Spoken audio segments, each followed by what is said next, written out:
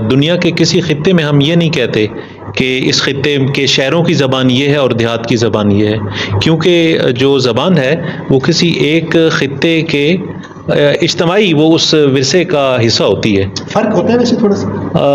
कुछ अल्फाज का फ़र्क होता है, लेकिन इतना ज़्यादा फ़र्क नहीं होता।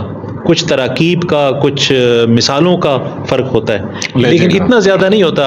आप ये नहीं कह सकते कि अरबी बोलने वाले खित्ते में शहरों की ज़बान कुछ और है और देहात की ज़बान, या फ़ारसी बोलने वाले खित्ते के शहरों की और है। सर तो महसूस नहीं करते होंगे ना, फ़र्क होता होगा? नहीं, वो इतना बड़ा फ़र्क नहीं है। एक्सेंट जब पैदा होता है, डायलेक्ट पैदा होता है, रजिस्टर पैदा होता है, स्टाइल पैदा होता है, वहाँ फ़र्क क्यों नहीं है? वैरायटी तो पैदा होती है। नहीं, तो वहाँ पे कोई दूसरी बाहर से आई नहीं है। ये जैसे ऐसा नहीं है, हर जगह पे ऐसे है। जवाब उनको दे लें। जैसा मैंने पहले शुरू में अर्ज़ किया कि मुमासलत होने के बावजूद इनमें कुछ खसूसियात ऐसी हैं पंजाबी की जो कि इंडस वैली के अंदर हमें मिलती हैं, बाहर नहीं मिलती, जैसे वावल्स की मिसालें दी।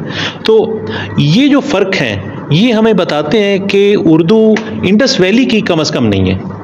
अगर इंडस वैली की होती तो उसमें वही खसूसियात होती जो इसको मज़ीद सिंधी और पंजाबी के करीब कर देती।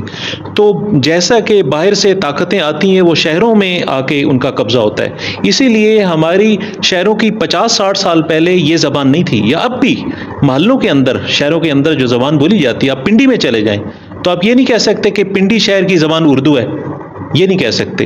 हाँ, जहाँ दरस व तदरीस हो रही है, जहाँ रियासती उमूर की वो कंट्रोल है, वहाँ पे हम देखते हैं कि इस ज़बान का इस्तेमाल है, लेकिन मकामी जो ज़बान है पंजाबी वो अपने उसी रूप में शहरों के अंदर ज़िंदा है। तो मेरे ख़्याल में हमें ये कहना चाहिए कि जो उर्दू है वो उत्तर प्रदेश के शहरों का एक रूप है, क्योंकि ये वही इसकी शनाख्त हमें सामने आती है कि मकामी ज़बान के अंदर फ़ारसी और तुर्की अल्फाज या अरबी के अल्फाज की जो मिलावट है उससे, क्योंकि हमें स्ट्रक्चर जब हम देखते हैं तो हिंदी का और उर्दू का एक है।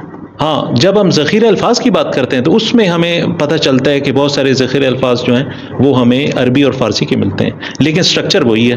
अब आप हिंदी बोलने वालों के साथ जब हिंदी में बात करते हैं, यानी तहरीरी शक्ल में नहीं बात कि मैं घर पहुंचा, तो इसको आप जब हिंदी में ट्रांसलेट करेंगे तो यही होगा, मैं घर पहुंचा, ठीक है। तो इट मीन्स कि बहुत सारे अल्फाज, मुहावरे उर्दू और हिंदी के एक हैं, लेकिन उत्तर प्रदेश के शहरों में चूँकि फ़ारसी बोलने वालों का असरात ज़्यादा रहे हुक्मरानी की वजह से, तो बाहर से असरात बहुत ज़्यादा आ गए इसके अंदर। इसलिए पंजाब की ज़बान मैं समझता हूँ कि आज भी पंजाबी अपनी असल रूप में ज़िंदा है। आप किसी भी शहर में चले जाएं, लाहौर में, गुजरांवाला में, रावलपिंडी में, आपको मकामी रंग आज भी मिलता है। मोहल्लों के अंदर वही ज़बान बोली जा रही है।